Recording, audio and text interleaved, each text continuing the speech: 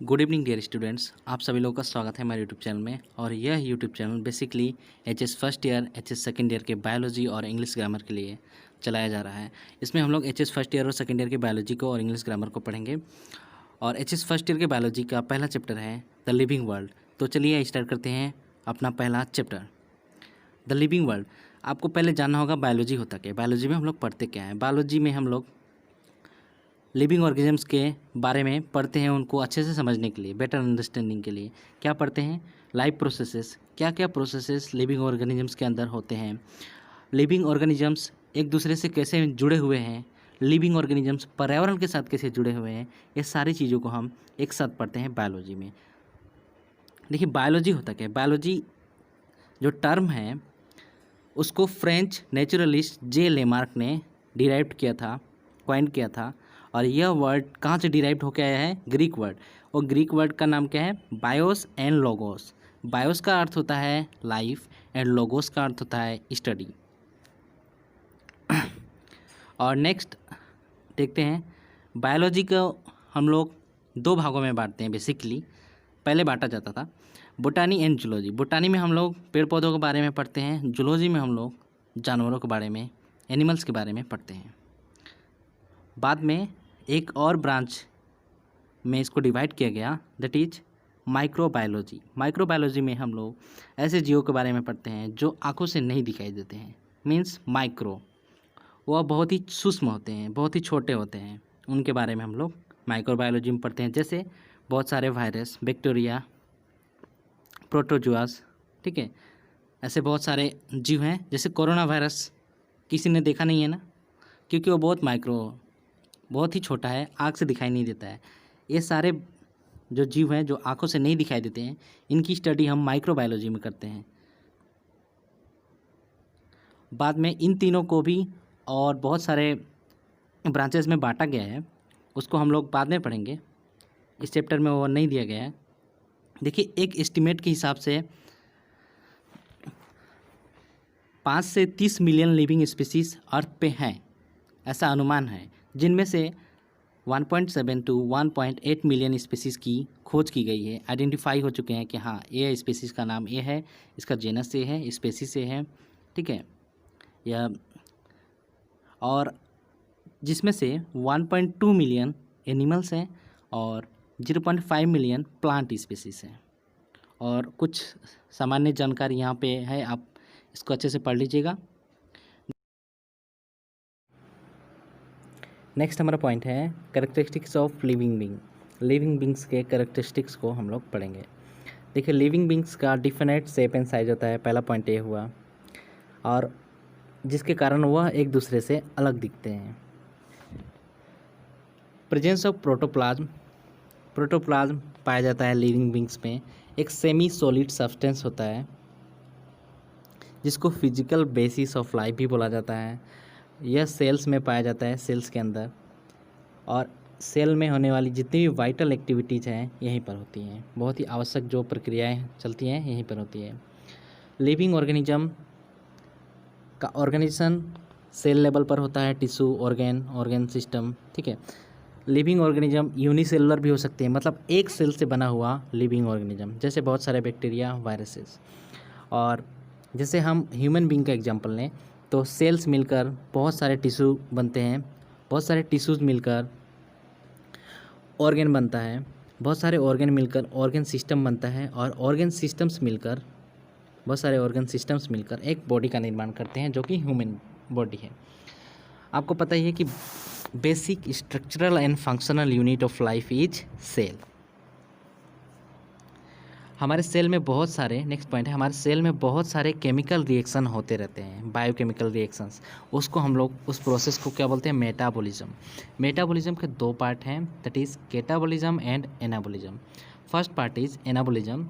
Anabolism में क्या होता है, एनाबॉलिज्म में क्या होता है, छोटे छोटे सब्सटेंस मिलाकर एक कॉम्प्लेक्स सब्सटेंस का बनना ही एनाबॉलिज्म है। लाइक एग्जांपल में फोटोसिंथेसिस इन प्लांट, जैसे कि प्लांट कार्बन डाइऑक्साइड लेकर, सनलाइट लेकर, उसके अंदर क्लोरोफाइल होता है, ज़मीन के नीचे से मिनरल्स और वाटर लेकर ग्लूकोज बनाता है फोटोसिंथेसिस के द्वारा। यह हुआ छोटे छोटे चीज़ों को लेकर बड़ा कॉम्प्लेक्स सब्सटेंस बनाना। और कैटाबॉलिज्म में क्या, एक इसका ही अपोजिट एकदम, उसमें हम लोग बड़े सब्सटेंस को छोटे छोटे टुकड़ों में करना, जैसे कि रेस्पिरेशन इन एनिमल्स। और दूसरा एग्जांपल देखिए, हम खाना खाते हैं तो खाना खाने के बाद पेट में जब डाइजेस्ट हो जाता है, हमारे जो डाइजेस्टिव सिस्टम जब खाना को डाइजेस्ट कर लेता है तो उसका प्रोटीन अलग हो जाता है, विटामिन अलग हो जाएगा, कार्बोहाइड्रेट अलग हो जाएगा, फैट अलग हो जाएगा, ठीक है। मतलब खाना हमने खाया था उसमें सब कुछ था पर एक साथ था, उसको अलग छोटे छोटे पार्ट में अलग कर दिया। उसके बाद जिस पार्ट को जहाँ ज़रूरत होगा विटामिन का, प्रोटीन का, वहाँ वहाँ उसका यूज हो जाता है। यह हुआ एग्जाम्पल कैटाबॉलिज्म का, मतलब बड़े टुकड़े को छोटे छोटे टुकड़ों में कर यूज करना। नेक्स्ट हमारा पॉइंट है, लिविंग ऑर्गेनिज्म में ग्रोथ एंड डेवलपमेंट होता है। ग्रोथ सेल डिवीजन के कारण होता है, सेल एनलार्जमेंट के कारण होता है, सेल डिफ्रेंशिएशन के कारण होता है।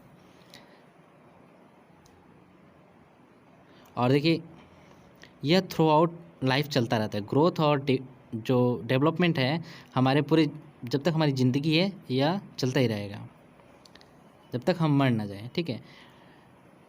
लिविंग बींग्स का और एक कैरेक्टरिस्टिक्स है, यह इनको न्यूट्रिशन चाहिए, पोषक तत्व चाहिए अपने जीवन को आगे बढ़ाने के लिए, चलाने के लिए, सर्वाइव करने के लिए।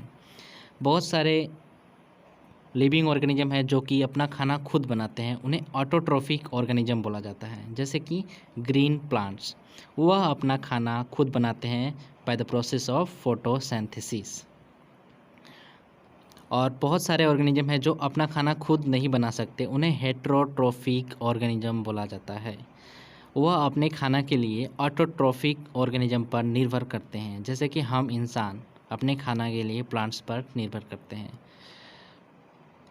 और नेक्स्ट हमारा पॉइंट है, living organism have the ability to reproduce. Living organism के अंदर और एक एबिलिटी होती है कि वह अपने जैसे और बहुत सारे जीव उत्पन्न कर सकते हैं। जैसे प्लांट्स, बहुत सारे प्लांट्स उत्पन्न कर सकते हैं, इंसान बहुत सारे अपने बच्चे पैदा कर सकता है।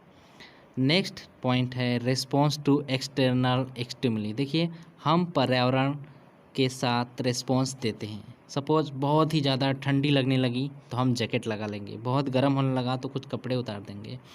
इसी तरह हमारा हाथ कहीं कट गया तो हम फटाक से जो भी हमारा, मतलब हम रिस्पॉन्स करते हैं, चिल्लाएंगे, रोने लगेंगे, ठीक है। मतलब लिविंग ऑर्गेनिज्म रिस्पॉन्स करता है, कुछ ना कुछ रिस्पॉन्स पर्यावरण में जो एक्सटर्नल स्टिमुलस है उसका रिस्पॉन्स देता है लिविंग ऑर्गेनिज्म। और नेक्स्ट कैरेक्टरिस्टिक है स्पॉन्टेनियस और इंड्यूस्ड मूवमेंट। लिविंग ऑर्गेनिज्म में मूवमेंट होता है, ठीक है।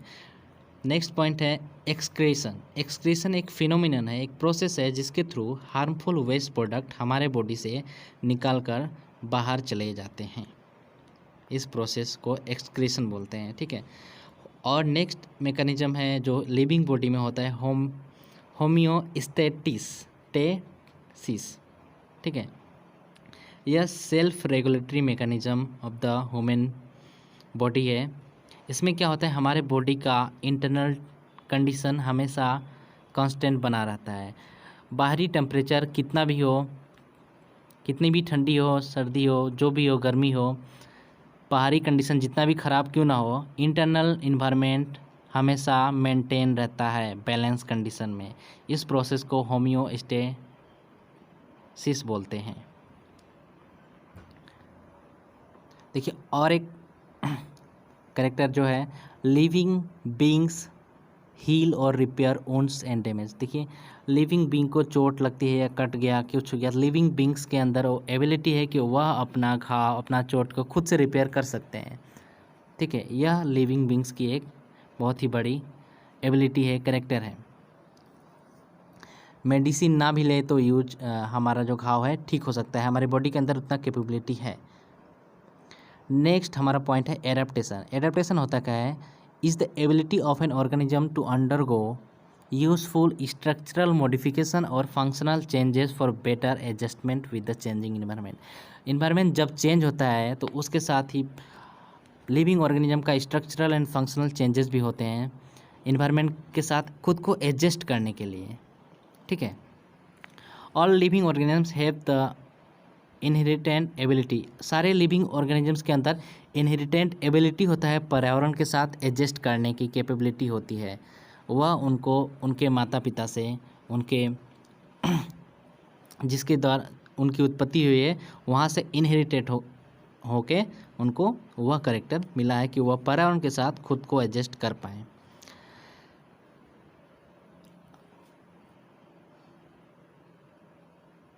अगर चेंज एडजस्ट नहीं कर पा रहे हैं तो या तो वह ख़त्म हो जाएंगे, उनका एक्सटेंशन हो जाएगा उस स्पेसिस का। इसलिए पर्यावरण के साथ चेंज होना भी बहुत ज़रूरी है, बहुत ही इम्पोर्टेंट है सरवाइव करने के लिए। देखिए, पर्यावरण के साथ चेंज होना एक लॉन्ग टर्म होता है, एक शॉर्ट टर्म होता है। लॉन्ग टर्म परमानेंट चेंज होता है, शॉर्ट टर्म टेम्पररी चेंज होता है। पर्यावरण कुछ टाइम के लिए बदल रहा है तो शॉर्ट टर्म चेंजेस होते हैं। सपोज बहुत ही ज़्यादा गर्मी है, हमारा स्किन का काला पड़ जाना, यह सारे जो है। और एक एग्जांपल है हाइबरनेशन। हाइबरनेशन एक मैकेनिज्म होता है जिसमें अनफेवरेबल कंडीशन होता है, जब तो एनिमल्स छिप जाते हैं कहीं ज़मीन के अंदर या कहीं गुफा में। जब फेवरेबल कंडीशन आता है तो दोबारा से निकल कर आते हैं। यह सारे जो चेंजेस हो रहे हैं इसको टेम्प्रोरी चेंजेस हम लोग बोलते हैं। और जो स्किन का काला पड़ जाना, बहुत ज़्यादा मेलानिन पिगमेंट सिक्रेशन होता है धूप के कारण, तो स्किन काला पड़ जाता है। और यह इनहेरिटेंट नहीं है, मतलब हमसे हमारे बच्चों में नहीं जाएगा, मतलब एक जनरेशन से दूसरे जनरेशन में इसका ट्रांसफ़र नहीं होगा। लॉन्ग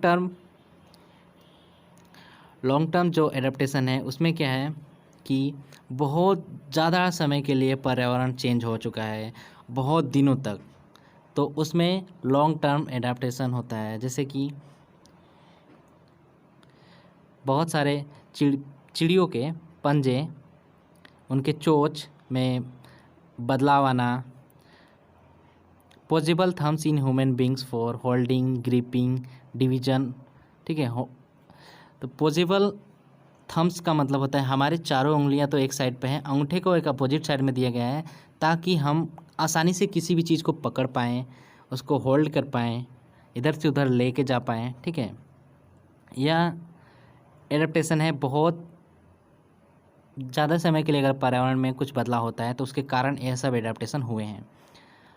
नेक्स्ट हमारा एग्जांपल है division of labour in social insect. बहुत सारे सोशल इंसेक्ट्स हैं, उनके अंदर कामों का विभाजन होता है। जैसे मधुमक्खी ले लीजिए, मधुमक्खी में पुरुष और मेल, नर और मादा होती है, जिनमें मेल का काम है रक्षा करना, सिक्योरिटी देना, और फीमेल का काम है हनी बी को प्रोड्यूस करना। इसी तरह नेक्स्ट और एग्जांपल है fleshy and succulent stem in desert plant for conservation of water. जो राजस्थान जैसे मरुभूमि स्थल में या बहुत गर्मी जहाँ होती है वहाँ पर पेड़ पौधे अपने को मॉडिफाई कर लेते हैं ताकि उनके अंदर से ज़्यादा वाटर लॉस ना हो, वाटर को कंजर्व करके रख पाएँ सूखी जगहों पे, डिजर्ट में, ठीक है। Heterophylly in certain species of aquatic plant. Heterophylly क्या होता है? हेट्रोफाइली होता है कि प्लांट्स का जो लीफ है उसमें कुछ मॉडिफिकेशन आ जाते हैं। तो इसी प्रकार के कुछ परमानेंट एडेप्टेशन है जो कि एक जनरेशन से दूसरे जनरेशन में इनहेरिटेबल भी है, होते हैं, ठीक है। और शॉर्ट टर्म जो एडेप्टेशन है वो इनहेरिटेबल नहीं होते हैं, लॉन्ग टर्म इनहेरिटेबल होते हैं। लॉन्ग टर्म के लिए बहुत ही सालों तक पर्यावरण में बदलाव होना पड़ेगा, तब जाकर लॉन्ग टर्म इनहेरिटेंट होता है, एडेप्टेशन होता है, ठीक है। या sudden change in genetic sequence, mutation हो गया तो भी होगा। और लास्ट हमारा जो कैरेक्टरिस्टिक्स है डेथ, जो कि ultimate event of life cycle of an organism. हमारा लाइफ बर्थ से शुरू होता है, ग्रोथ होता है, फिर मैचुरेशन होता है, हम अपने जैसे और बहुत सारे जीव को जन्म देते हैं, उसके बाद फाइनली बूढ़े हो जाते हैं, ओल्ड हो जाते हैं, फिर डेथ हो जाता है। डेथ को नेचुरल इवेंट कह सकते हैं एवरी लिविंग ऑर्गेनिज्म का। कुछ डेथ एक्सीडेंटल होते हैं उनका बात नहीं किया जा रहा है, डेथ नेचुरली भी होता है। सच दस life span is the period of, देखिए लाइफ स्पान क्या होता है, life span is the period from birth to death of an organism.